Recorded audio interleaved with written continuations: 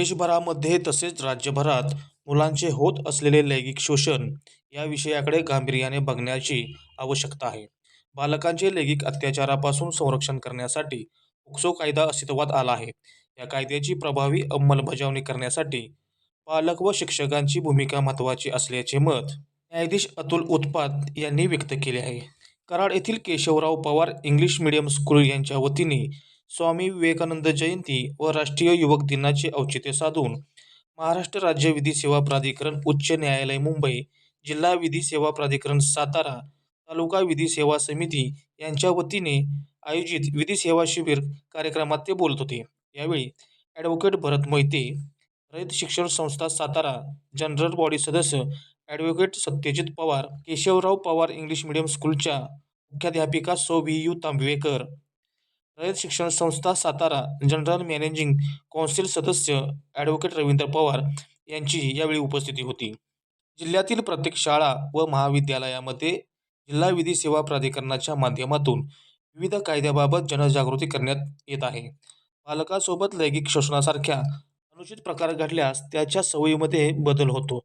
या सवयींची शिक्षकांनी नोंद घेऊन पालकांना माहिती द्यावी. तसेच पालक आणि मुले यांच्यात सुसंवाद आवश्यक असून शिक्षकांचाही विद्यार्थ्यांशी संवाद तितकाच महत्त्वाचा आहे. प्रत्येक पालकांनी मुलांच्या बाबतीत जास्त जागृत असणे गरजेचे आहे. त्यामुळे अशा प्रकारचे गुन्हे टाळता येऊ शकतात, अशी माहिती 5वे सहदिवाणी न्यायाधीश स्तर कराडचे ए उत्पात यांनी दिली आहे. कराड सुपरफास्ट न्यूजसाठी संतोष वायदंडे, कराड. शिक्षण महर्षी आदरणीय कर्मवीर भाऊराव पाटील तसेच राजमाता जिजाऊ व आज जागतिक युवा दिन ज्या निमित्ताने आपण साजरा करत आहोत ते स्वामी विवेकानंद यांना मी सर्वप्रथम वंदन करतो. आज या विधी साक्षरता शिबिराच्या व्यासपीठावर विराजमान सर्व आदरणीय न्यायालयातले ज्येष्ठ विधिज्ञ तसेच या संस्थेचे पदाधिकारी, आदरणीय शिक्षक वर्ग यांच्या परवानगीने मी या शिबिरामधलं माझं जे काही मनोगत आहे ते सुरू करतो. तुम्हाला प्रश्न पडला असेल की कोर्टामधले जे न्यायाधीश आहेत ते आज इथं तुमच्या समोर कशासाठी आहे? पडलाय का असा प्रश्न? मला तुमच्यासोबत इंटरॅक्शन करायचं, मी भाषण देण्यासाठी इथं कुठलाही राजकीय व्यासपीठावरचा पुढारी नाही. लक्षात आलं? तर मला तुमच्याकडून उत्तरं पाहिजे. तुम्हाला असा प्रश्न पडलाय का की कोर्टातली माणसं न्यायाधीश आहेत, हे वकील आहेत, कशासाठी आले बाबा आपल्या शाळेमध्ये? तर आदरणीय सर्वोच्च न्यायालय आणि उच्च न्यायालय यांनी वेळोवेळी न्यायालयाच्या माध्यमातून विधी सेवा समितीला निर्देश दिलेले आहेत की आपल्या या देशामध्ये ज्या काही शाळा आहेत, शाळेमध्ये जे लहान बालक विद्यार्थी आहेत यांना विविध कायद्यांची माहिती पोचवायची आणि ते काम त्यांनी अत्यंत जबाबदारीचं काम ह्या विधी सेवा समितीवर सोपवले आहे. तर या शिबिरामागचा मुख्य उद्देश जो आहे, प्रमुख उद्देश आहे की समाजामधल्या तळागाळातल्या वर्गापर्यंत तसेच समाजामधले जे बालक आहेत, विद्यार्थी रूपाने या शाळेमध्ये आहेत, या सर्वांपर्यंत कायद्याच्या तरतुदीची मूलभूत माहिती पोहोचवायची आहे. आपल्याला सगळ्यांना माहिती आहे, आपण संविधानाबद्दल ऐकलेलं आहे, कॉन्स्टिट्यूशन माहिती आहे. उत्तर द्या मला, कारण मला दिसत नाही, मला ऐकू येते आणि आवाज तर कुणाचाच नाहीये. माहिती आहे का? प्रियंबल रीडिंग केलं आपण, बरोबर आहे. तर आपल्या देशाचं संविधान जे आहे तो कायद्याचा जनक मातृ ग्रंथ आहे. अत्यंत पवित्र ग्रंथ आहे आणि त्या संविधानामध्ये आज आपल्या देशामध्ये जी कायदा आणि सुव्यवस्था आहे ही त्या संविधानाने घालून दिलेल्या तत्वामुळे आहे. आज आपण इथं शाळेमध्ये शांतपणे येऊन शिक्षण घेऊ शकतो. आपल्याला सर्व आदरणीय शिक्षक वर्ग शिकवत आहे. आज मी तुमच्या समोर जे उभा आहे न्यायाधीश या नात्याने, तर हे सगळं आपल्या देशाच्या संविधानामुळे शक्य आहे. त्यामुळं आपल्या देशाच्या संविधानाचा आदर करणं, त्यामध्ये जी तत्व घालून दिलेली आहेत त्याचं पालन करणं आणि आचरण करणं हे आपलं आद्य कर्तव्य आहे.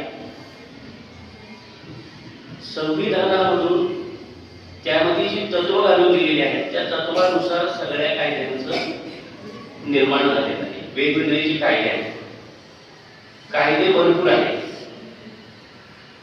मग आता आपल्याला विद्यार्थी दशेमध्ये, सध्या तुम्ही विद्यार्थी आहात, लहान आहात, तर विद्यार्थी दशेमध्ये तुम्हाला तुमचा अभ्यास भरपूर आहे. त्यासोबत कायद्याचा अभ्यास करा म्हणलं तर तुम्हाला जमणार नाही. अशक्य असं काही नाहीये, पण अभ्यास वाढत त्रास होईल. तर मग मी कायदा काय आहे हे थोडक्या शब्दामध्ये तुम्हाला समजावून सांगण्याचा प्रयत्न करतो. तुम्ही असं ऐकलेलं आहे की चुकीला माफी नाही, ऐकलंय ना? समाज माध्यमामध्ये बऱ्याच ठिकाणी ते आता हल्ली मोबाईलवर, युट्यूब म्हणा, तुमचं फेसबुक, रील्स, त्याच्यामध्ये असे काही रील्स असतात, चुकीला माफी नाही. कुठल्या तरी पिक्चरमध्ये, सिरियलमध्ये असं वापरलं जातं. तर चुकीला माफी नाही याचं कायद्याच्या दृष्टीने असं आहे की गुन्ह्याला माफी नाही, गुन्ह्याला शिक्षा आहे. बरोबर आहे? तर गुन्हा म्हणजे काय? भारतीय न्याय संहिता, नवीन कायदे आले सध्या, याला पूर्वी भारतीय दंड संहिता, दंडविधान असं नाव होतं. तर याच्यामध्ये बऱ्याच गुन्ह्यांच्या व्याख्या दिलेल्या आहेत की तुम्ही असं आपल्या व्यावहारिक शब्दामध्ये काही समजता. मर्डर, रेप हे गुन्हे आहेत. मारहाण करणे, शिवीगाळ करणे, एखाद्याला धमकी देणे हे गुन्हे आहेत. तर या प्रत्येकाची व्याख्या त्या कायद्यामध्ये सविस्तरपणे दिलेली आहे. मग आता ह्या सगळ्या गुन्ह्यांच्या व्याख्या लक्षात ठेवणं, अभ्यास करून आता ह्या वयामध्ये लक्षात ठेवणं थोडंसं अवघड आहे. तर मग गुन्हा म्हणजे काय हे साध्या सोप्या शब्दामध्ये आपल्याला समजेल असं सांगतो. तर गुन्हा म्हणजे अशी गोष्ट की जी आपण आपल्या पालकांच्या डोळ्यासमोर आणि आपल्या शाळेमध्ये शिक्षकांच्या डोळ्यासमोर करू शकत नाही, ही गोष्ट म्हणजे गुन्हा. लक्षात आलं? आवाज कोणाचा येत नाहीये आणि आपल्याला मधली सुट्टी म्हणजे दवाखान्याची वेळ आता 10ची आहे. 10ची आहे, पावणे 10ची आहे. अरे बापरे, म्हणजे माझा तर वेळ संपत चालला. तर मग ती वेळ जवळ आल्यामुळं मला असं वाटतंय की तुमच्या मनामध्ये आता प्रत्येकाला डब्यामध्ये काय आहे, आज काय दिलंय, याचा विचार जास्त चालू आहे. त्याच्यामुळे तुमचं लक्ष थोडंसं इकडं कमी आणि तिकडं जास्त आहे. तर मी तुम्हाला तुमचा जास्त वेळ घेणार नाही, थोडक्या शब्दामध्ये सांगण्याचा प्रयत्न करतो. आणि जसं मला कळालं की विद्यार्थ्यांशी संवाद साधताना, सुसंवाद साधताना असे एका ठिकाणी उभारून जर बोललं तर मागच्या बाजूला जे बसलेले विद्यार्थी आहेत त्यांना थोडंसं लक्ष द्यायला अवघड झालं. तर मी आता काय करतो की तुमच्यासोबत तुमच्यापर्यंत येतो. म्हणजे जर कुणाला काही चुकून झोप लागली असेल, रात्री उशीरपर्यंत अभ्यास केला असेल किंवा पहाटे उठून कोणी अभ्यास केला असेल तर माझं थोडीशी झोप लागते. बरोबर आहे? याच गोष्टी करतो ना आपण यावर. तर मग तसं काही झालं असेल तर झोप लागू नये म्हणून मी आता तुमच्यापर्यंत येतो. चालेल का? चालेल का? आणि आता माझा आवाज जो आहे तो प्रत्येकापर्यंत येतोय का? मी शिक्षक नाहीये, त्यामुळे मला शिकवण्याची कला नाहीये.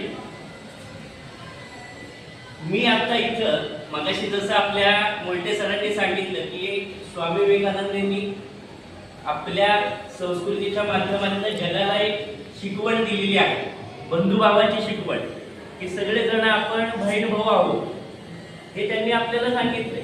तर मग ते आपल्या आचरणामध्ये पण पाहिजे. मग आता त्या शिकवणीनुसार मी कोण लागतो तुमचा? कोण लागतो?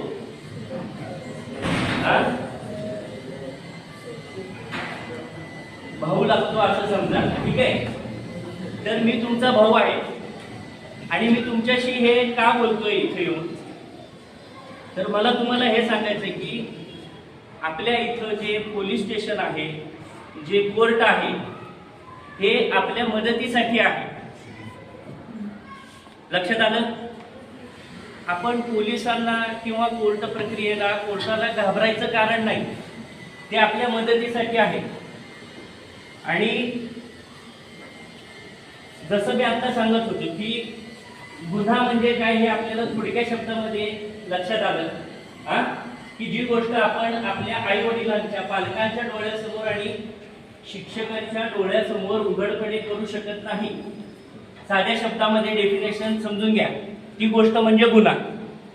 मग आता मला सांगा, आपण घरून काही डबा आणतो, तो डबा आपण शिक्षकांच्या समोर, जसं आपण ट्रिपला जातो वगैरे, एकत्र बसून खाऊ शकतो ना? सगळ्यांच्या समोर बसून खाऊ शकतो, एकमेकांना शेअर करू शकतो. तसंच मला सांगा, एखाद्याला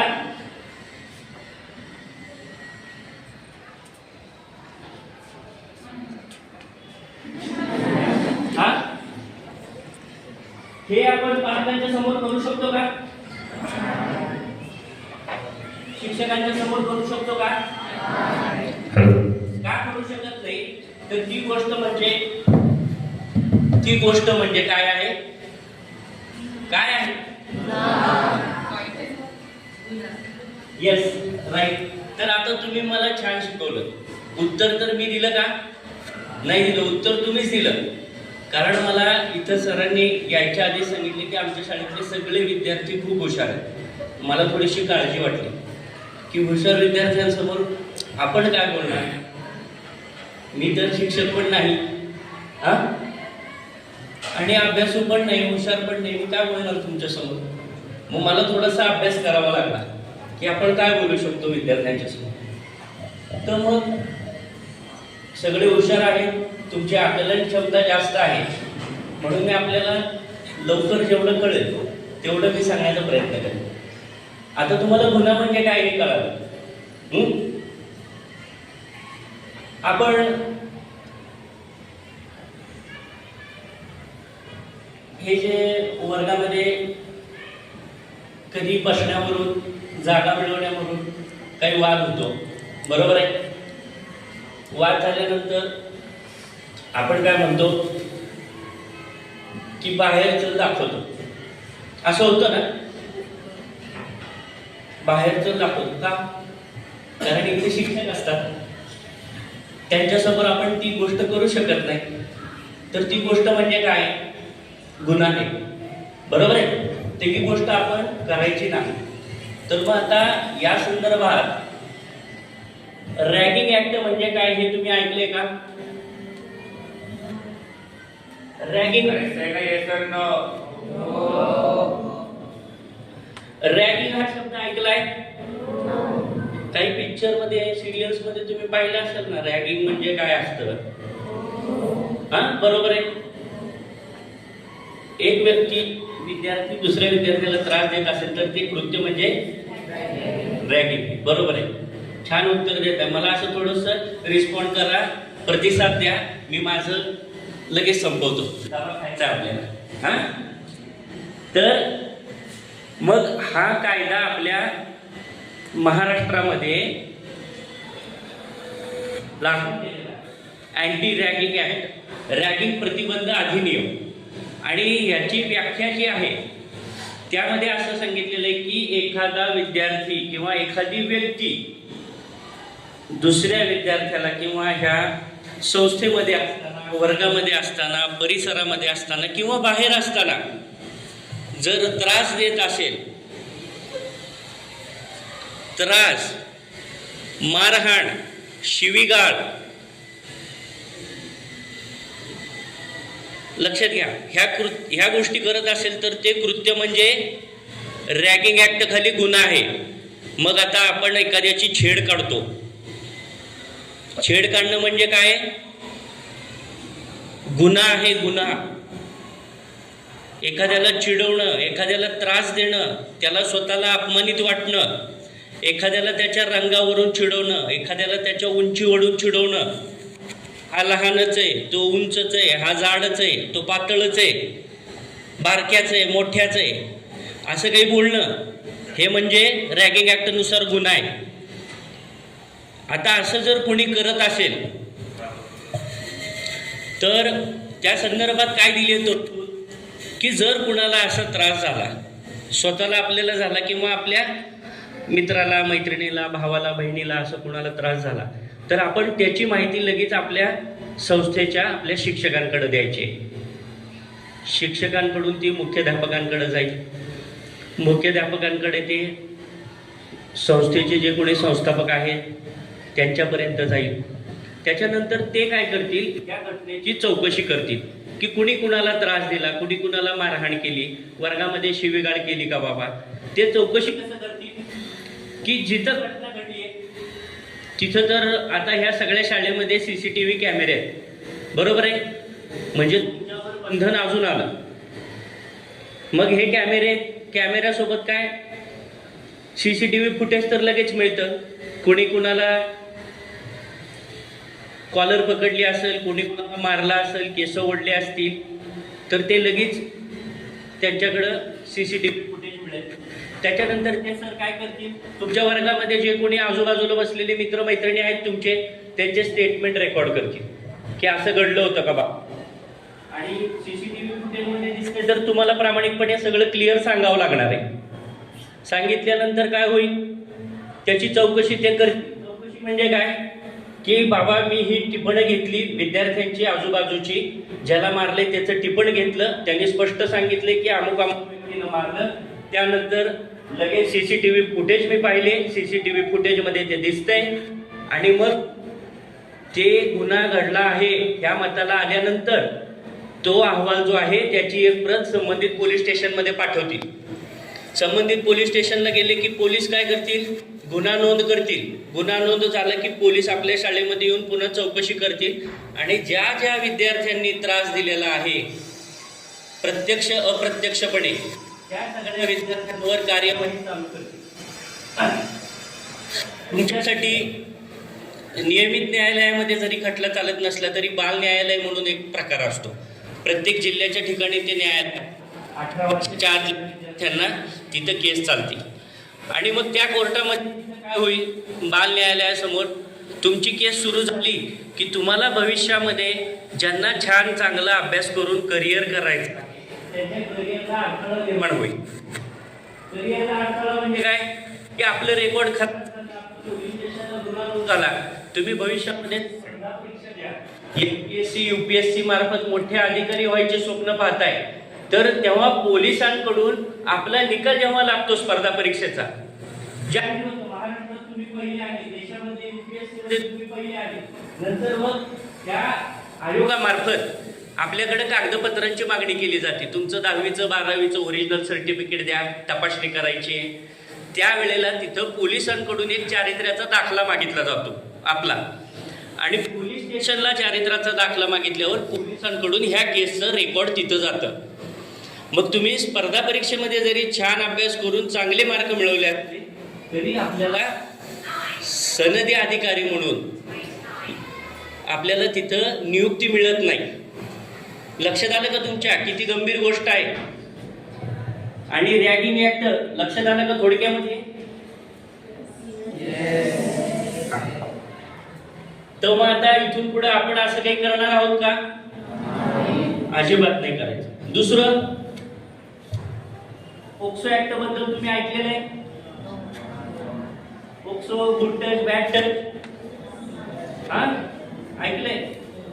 शाळेमध्ये बऱ्याच ठिकाणी त्याचं प्रशिक्षण पण दिलेलं आहे. की असं घडलं तर काय करायचं. तर हा जो कायदा आहे लैंगिक अत्याचारापासून बालकांचे संरक्षण, हा कायदा मुलं आणि मुली दोघांसाठी तो अंमलात आणलेला आहे. त्या ठिकाणी जे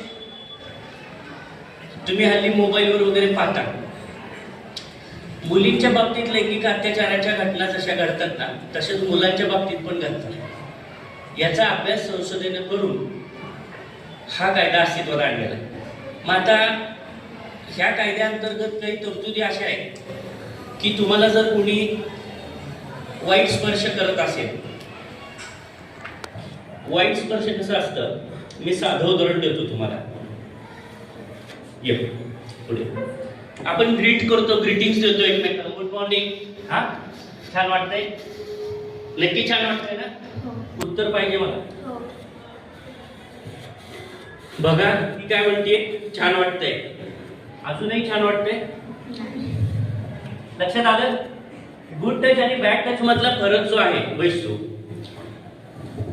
असं विशिष्ट कुठली त्याला संज्ञा नाही की हा स्पर्श म्हणजे गुड टच आणि बॅड टच.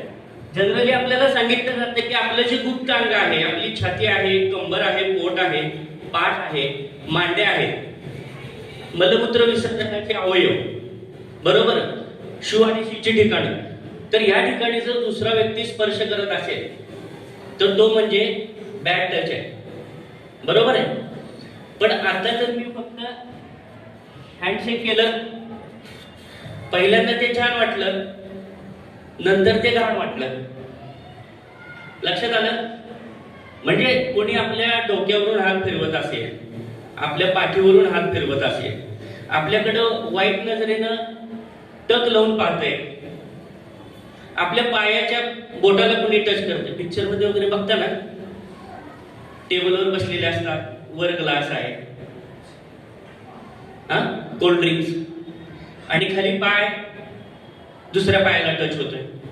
तर अशा घटना आपल्या बाबतीत पण घडतात. आपण जेव्हा प्रवास करतो, बसमध्ये जातो, बसमधून जात असताना तुम्ही काही छोट्या गाडीतून, छोट्या गावातून येत असाल, ग्रामीण भागातून, तर त्या गाडीमध्ये बसल्यानंतर आपल्याला काही वेळेला असे वाईट अनुभव येतात की आपल्या शेजारी बसलेला व्यक्ती आपल्याला खूप चिपकून बसतो. तो मुद्दाम आपल्या छातीला हात लावण्याचा प्रयत्न करतो, आपल्या हाताला टच करतो, तो मुद्दाम स्वतःचा अंग आपल्या अंगावर झोपून देतो. बसमध्ये पण जेव्हा आपण लहान असतो, दोघांची कॅपॅसिटी असेल तर आपण 3 जण त्या सीटवर बसतो, त्यावेळेला पण कुणीतरी शेजारी येऊन उभारतं आणि मुद्दाम आपल्या शरीराला त्याचं शरीर घासतं. तर हे जे गोष्ट आहे हे म्हणजे गुन्हा आहे. तुमच्या इच्छेविरुद्ध तुम्हाला जर कोणी स्पर्श करत असेल, मग तो कुठेही असू दे, तुमच्या इच्छेविरुद्ध जर तुम्हाला कोणी स्पर्श करतंय तर तो गुन्हा आहे. मग अशा वेळेला आपण काय केलं पाहिजे? आता गुन्हा झाला, टच केला, मग काय आपण गप्प बसणार का? हा, जशी ही आता गप्प बसली, असं गप्प बसणार का? मी तुम्हाला काय सांगितलं की एखादा अनोळखी माणूस तुम्हाला त्रास देतो, मी तुमच्या ओळखीचा आहे का? हा, तुम्हाला काय माहिती मी कोण आहे? मी वाईट माणूस आहे, तुम्हाला माहिती आहे का? आणि मी तर टच केला, मग तुम्ही गप्प बसणार का? नाही बसणार. तर काय करणार सांगा, काय करू शकतो तुम्ही? आम्ही नाव सांगा टीचरांना वगैरे, नाही तर ऍक्शन घेणार काय सगळ्यांनी टाळ्या वाजवा. आता हिने सांगितले की शिक्षकांना नाव सांगणार. हा, आता इकडे पण तसं झालं, कारण मुलांना पण तो 18 वर्षापर्यंत तो कायदा लागतोय. मी तुला टच केला, काय करू शकतो? काय ऍक्शन घेणार? ते झालं तिने सांगितलं, ते मारू शकतो. टाळ्या वाजवा सगळे. एक लक्षात घ्या, आपल्याला कायद्यानुसार स्वसंरक्षणाचा अधिकार दिलेला आहे. ऐकलंय ना, सेल्फ डिफेन्स. तर तो जो अधिकार आहे तो आपल्याला दिलेला आहे आपल्या स्वतःच्या शरीराचं रक्षण करण्यासाठी, तसंच आपल्या मित्रमैत्रिणीचं, भाऊभावांच्या शरीराचं रक्षण करण्यासाठी. मग आपल्याला जर कोणी त्रास देताना असं दिसतंय तर आपण आपलं रक्षण करू शकतो की नाही? तो अधिकार दिलाय की नाही? मग आपण गप्प बघत बसणार का? नाही. तर आपण काय करू शकतो? आपल्याकडं बरंच काही काही असतं. काय काय असतं? हात आहेत आपल्याला सगळ्यांना, पाय आहेत, त्याचा वापर कसा करायचा? इंग्लिश मिडियमचे विद्यार्थी आहेत सगळे, माहिती आहे? सांगायची गरज आहे का? नाही ना? नाही. तर स्वसंरक्षणासाठी आपण काय काय करू शकतो हे तर आपल्याला चांगलं समजलं. त्याच्यासाठी सगळ्यात महत्वाची गोष्ट आहे की आपण रोज नियमित व्यायाम केला पाहिजे. आपलं शरीर आपण धष्टपुष्ट ठेवलं पाहिजे. आपण आहोत 4 फुटाचे, पुढचा माणूस आहे 6 फुटाचा. आपण इथं मस्त म्हणतो की आम्ही त्याला असं करू तसं करू, पण तिथं करता पाहिजे ना. त्यासाठी काय करायचं? व्यायाम चांगला करायचा, रोज व्यायाम करायचा. आणि आता तुम्ही सध्याची पिढी जी आहे, न्यू जनरेशन, तुमच्यामध्ये कोविडच्या कालावधीमध्ये काही मोबाईल फोन आले, व्हिडिओ क्लास होत होते सगळे. त्या निमित्ताने तुम्ही मोबाईल जवळ आला, ऐकतं भेटलं आता. आपल्या संस्थेच्या शाळेच्या कृपेने मोबाईल, सरांनी सांगितलं की मुलांना मोबाईल द्या, व्हिडिओ क्लास आहे. तर त्याच्या माध्यमातून आपण काय केलं, मग रील्सच्या, तुमचं इंस्टाग्राम, युट्यूबला पण रील्स असतात, फेसबुकला पण आहे, बरोबर आहे ना? फेसबुकला नसतं, मला कळत नाही त्यातलं म्हणून मी विचारलं. तर युट्यूबला तर आहे 100% आणि इंस्टाला आहे. तर ते रील्स आपण दुसऱ्याचे पाहतो. काय पाहतो? तिसऱ्या मजल्यावरून उडी घेतली बाबा आणि गोल गोल फिरून सरळ उभा. शक्य आहे का?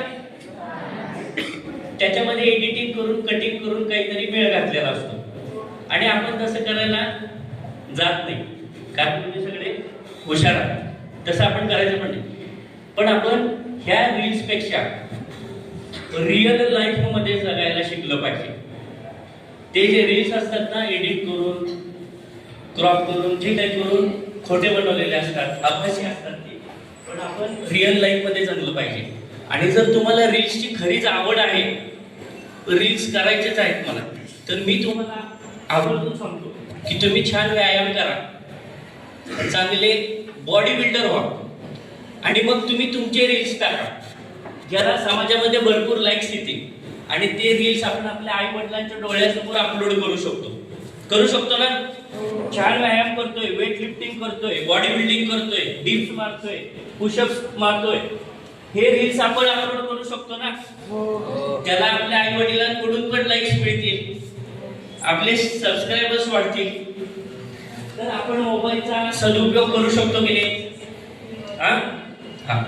आता गुन्ह्याचे मगाशी आपण डिस्कस केलं, तर गुन्ह्यामध्ये आपल्या असं पण काही सांगितलेलं आहे की एखादा व्यक्ती दुसऱ्याला मारतोय, हा गुन्हा आहे. एखाद्या ठिकाणी बालविवाह होतोय, हा गुन्हा आहे. 18 वर्षाच्या आतल्या मुलांचा विवाह होतोय, हा गुन्हा आहे. पण मग अशा वेळेला आपण नुसतं बघ्याची भूमिका घ्यायची का? नुसतं बघत बसायचंय का? जर आपण नुसतं पाहतोय आणि आपण त्याला विरोध करत नाहीये, तर तो सुद्धा गुन्हा आहे. मग अशा वेळेला आपण काय करू शकतो? आपल्याला एखाद्या डोळ्यासमोर दिसते गोष्ट, चुकीचं घडतं, तुम्हाला शाळेतून दिसते की बाहेर काहीतरी मारामारी चालू आहे, बाहेर रस्त्यावरची लोक आहेत, तलवार चाकू घेऊन काही उभारलेली आहे, काहीतरी गोंधळ चालू आहे, आणि तुमच्यापैकी कुणीतरी एक जण असं सहज बाहेर गेला आणि त्याला ते दिसलं, तर काय करणार आपण? पोलिसांना सांगणार. अगदी छान. पोलीस स्टेशन जवळ आहे तर तुम्ही लगेच पोलिसांना सांगा. पोलीस स्टेशन जवळ नाहीये तर अशा वेळेला काय करा? फर्स्ट काय करू शकता? ठीक आहे, टीचरांना सांगा. ठीक आहे, आता शाळेला सुट्टी आहे त्यामुळे टीचर्स नाही आहेत, कसं? पोलिसांना कॉल करणार. एकदम छान, टाळ्या वाजवा सगळे. लक्षात घ्या, प्रत्येक वेळी आपण पोलीस स्टेशन पर्यंत जाऊन तिथं रिपोर्ट करू असं सहज शक्य होत नाही, पण आपल्याकडे मोबाईल असतो. पोलिसांचा हेल्पलाईन नंबर आहे, आपल्याला सगळ्यांना माहिती आहे. किती आहे? वा, बरेच हेल्पलाईन नंबर आलेले आहेत आता सुदैवाने आपल्या बरेच हेल्पलाईन नंबर आलेले आहेत. कुठेही अशी काही घटना घडताना दिसली तर पोलिसांना सांगणं हे आपलं कर्तव्य आहे. त्यातून काय होतं, आपली आयडेंटिटी लपवून ठेवली जाते. लक्षात घ्या, आपण घाबरायचं कारण नाही. तुम्हाला वाटेल की त्यातला आरोपी उद्या आपल्याला गाठ्याला विचारेल की तू का केला पोलिसांना रिपोर्ट, तर ते आपलं नाव बंद ठेवलं जातं, आपलं नाव डिस्क्लोज होत नाही. प्लस समोर जर घटना घडते, एखाद्या व्यक्तीला मारतायत 4-5 जण मिळून, तर त्याला पण न्याय मिळतो. लगेच पोलीस येऊन त्याची सुटका करतील, त्याला दवाखान्यात पाठवतील उपचारासाठी. ठीक आहे, तर हे आपण केलं पाहिजे. आता समाजामध्ये वावरत असताना सगळे तर तुम्ही हुशार आहात. इंग्लिश मिडियमला ऍडमिशन भेटणं हीच खूप मोठी गोष्ट आहे, बरोबर आहे. पण सगळे हुशार आहेत म्हणून ऍडमिशन मिळालं, छान अभ्यास करताय म्हणून नेक्स्ट स्टँडर्ड मध्ये तुम्ही जाताय प्रत्येक वर्षी, बरोबर आहे. तर एक लक्षात घ्या, आपण हुशार असण्यासोबतच आदर्श असणं पण खूप महत्वाचं आहे. जसं मगाशी मोहिते वकील साहेबांनी आपल्याला आदर्श व्यक्ती घडण्याकरिता काय गोष्टी लागतात हे सांगितलं, तर आदर्श विद्यार्थी घडण्याकरिता आपल्यामध्ये छोट्या छोट्या गोष्टी असाव्या लागतात. आपल्या देशाची संस्कृती खूप मोठी आहे. आता मला एक साधं उदाहरण सांगा. भविष्यामध्ये तुम्ही एखाद्या कंपनीचे मालक आहात असं 2 मिनिटं गृहीत धरा, आणि तुमच्या कंपनीमध्ये तुम्हाला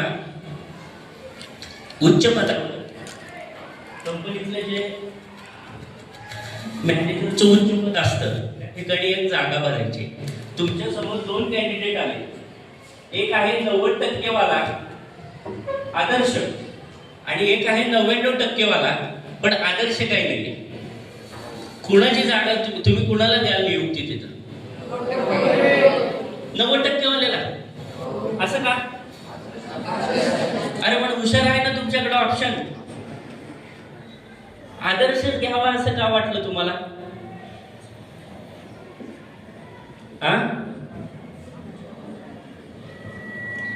असो, तुमचं उत्तर बरोबर आहे. आपण अशा वेळेला आदर्श व्यक्तीला प्राधान्य देतो. मग जर आपण आदर्श व्यक्तीला प्राधान्य देणार आहे तर आपण स्वतः सुद्धा आदर्श व्यक्ती घडणं गरजेचं आहे. आता आदर्श व्यक्ती घडताना मला सांगा, आपल्याला लहानपणीपासून एक शिकवलेलं असतं की घरातल्या व्यक्तींचा आदर राखायचा. आपली प्रतिज्ञा आहे की नाही? वडीलधाऱ्या माणसांचा मान ठेवी आहे ना. असं काही आहे का? विसरले आहे ना. तर मग आपण घरामधून कधी परीक्षेला येताना घरातल्या मोठ्यांच्या पाया पडून येतो, बरोबर आहे का? आता मला प्रामाणिकपणे सांगा, आपल्याकडे पोलीस असतात, तुम्ही जर होय म्हणाला तर मी लगेच तुमच्या घरी पाठवून विचारणार नाही. प्रामाणिकपणे सांगा, शाळेमध्ये येताना रोज कोण आपल्या पालकांच्या आई वडील असतील घरामध्ये, आजोबाजी मोठे काका काका यांच्या पाया पडून कोण? प्रामाणिकपणे हात वर करा. पोलीस आहेत बाहेर, मी त्यांना पाठवून व्हेरिफिकेशन करीन की आज हा आला का पाया पडून. एक आहे अर्धा हात खाली, एक पूर्ण 3 झाले. इकडं 4 5 माग 6. अजून काही हात आहे? झालं क्लिअर? 6 जण आहेत का? तर ह्या 6 जणांसाठी पहिले सर्व टाळ्या वाजवा.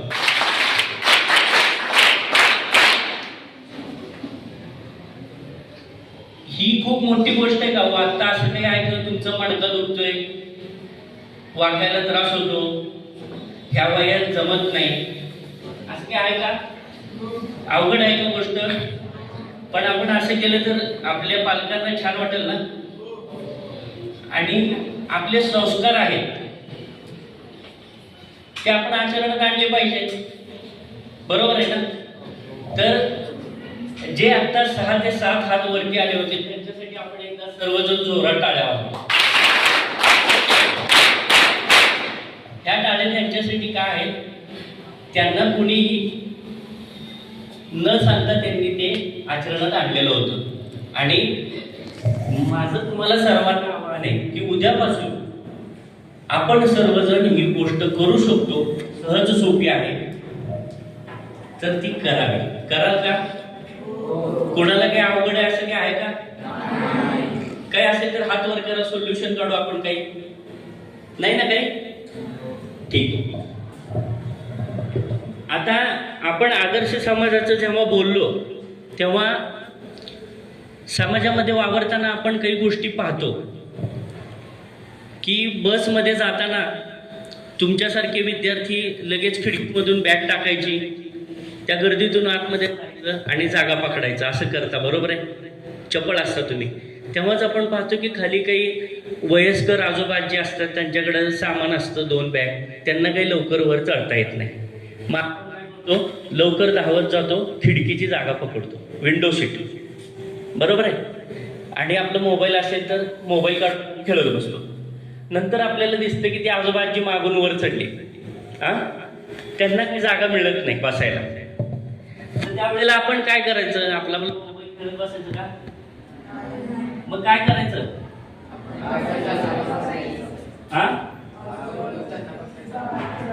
असं फक्त सांगायचं का तसं करायचं? करायचं ना नक्की? तुम्ही मला खात्री द्याल का? 100%. मी तुमची शाळेपासून इथं फिरत असतो बरं का. बऱ्याच जणांनी तुमच्यापैकी मला बघितलंही असेल बाहेर. तर मी इथंच राहतो पलीकडं. तर मी तुमच्या ह्या वर्तणुकीकडे कायम लक्ष ठेवतो. आपल्याला आदर्श व्हायचं आहे. ह्या छोट्या छोट्या गोष्टी आहेत, खूप मोठ्या आहेत का? नाही आहेत. पण मग आपल्याला समाजामधल्या थोरांचा मान राखायचा आहे, त्यांचा आदर करायचा आहे. आणि ही काही खूप मोठी आणि जेव्हा आपण प्रत्येकजण ह्या गोष्टी आपल्या आचरणामध्ये आणू ना, तर मग आपला समाज हा आदर्श समाज बनणार आहे. ह्या गोष्टी अवघड नाही आहेत, खूप छोट्या आहेत, पण प्रत्येकाने मनापासून करणं गरजेचं आहे. चला, माझा वेळ संपलेला आहे. तुम्ही सगळ्यांनी शांतपणे ऐकलं, त्याबद्दल मी सर्वांना धन्यवाद देतो. दुसरी गोष्ट, आपण आपल्या देशाची खूप मोठी संपत्ती आहात. त्या नात्यानं मी तुम्हाला तुमच्या येणाऱ्या परीक्षांसाठी आणि तुमच्या उज्ज्वल भवितव्यासाठी खूप खूप शुभेच्छा देतो. या ठिकाणी आज हा कार्यक्रम आयोजित केला विधी सेवा समितीचा, त्याबद्दल आपल्या शाळेचे आदरणीय संस्थापक, संचालक मंडळ, आदरणीय मुख्याध्यापक, सर्व आदरणीय शिक्षक वर्ग, तसेच या कार्यक्रमासाठी प्रत्यक्ष अप्रत्यक्षरित्या प्रयत्न घेणारे या संस्थेचे सर्व कर्मचारी वृंद यांचे मी खूप खूप आभार मानतो. धन्यवाद.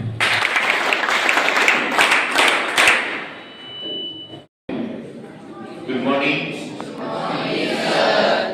आज आपल्या विद्यालयामध्ये सेवाविधीच्या नुसार आपल्याकडे कार्यक्रमासाठी म्हणजे तुम्हाला सर्वांना सेवा विधी म्हणजे काय असतं, न्यायालयाचं कामकाज कसं चालतं आणि न्यायालयाचं नुसतं कामकाज करत असताना आपल्या सभोवतालच्या परिसरामध्ये होणारे विविध गुन्हे असतात. माता सरांनी सांगितलं की बालविवाह असेल किंवा लहान मुलांचं सुद्धा कोड असतं. जसं की आतापर्यंत आपण मठ्ठेचे कोड बघत आलोय की हाणामारी झाली, भांडणं झाली किंवा अन्य प्रकार घडले की सगळे काय म्हणतात, आय विल सी कोर्ट. म्हणजे तुम्हाला मी कुठे पाहतो, कोर्ट मध्ये बघून घे, असं आपण आतापर्यंत ऐकत होतो. त्याच्याबद्दल आज आपल्या इथे छान अशी सुंदर आपल्या सर्वांना समजेल अशा भाषेमध्ये आपल्या इतिहास सरांनी माहिती दिलेली आहे. सर्वप्रथम आजच्या कार्यक्रमासाठी आमचे मार्गदर्शक ॲडव्होकेट रवींद्र पवार भाऊ, त्याचबरोबर आजच्या कार्यक्रमासाठी येथे उपस्थित असणारे आमचे नेहमीच सदैव आमच्या पाठीशी असणारे ॲडव्होकेट सत्यजित पवार बाबा, जनरलवाडी सदस्य सातारा, रेषे सदस्य सातारा, त्याचबरोबर आमच्याकडे पूर्वी सुद्धा व्याख्यानासाठी आले होते आणि अतिशय छान अशी सुंदर अशी माहिती दिली होती. आणि आज राष्ट्रीय युवा दिन म्हणजे नॅशनल युथ डे आपण साजरा करतो स्वामी विवेकानंद यांच्या जयंतीनुसार. त्याचबरोबर आजच्या कार्यक्रमासाठी आम्हाला कराड तालुक्याचे कोर्टचे न्यायाधीश माननीय श्री उत्पट साहेब आजच्या कार्यक्रमासाठी उपस्थित राहिले आणि सर्व विद्यार्थ्यांनी त्यांनी बहुमूल्य मार्गदर्शन केलं. त्याच्याबद्दल मी सर्वांचं या ठिकाणी आभार मानतो आणि हा कार्यक्रम येथेच संपला असे जाहीर करतो.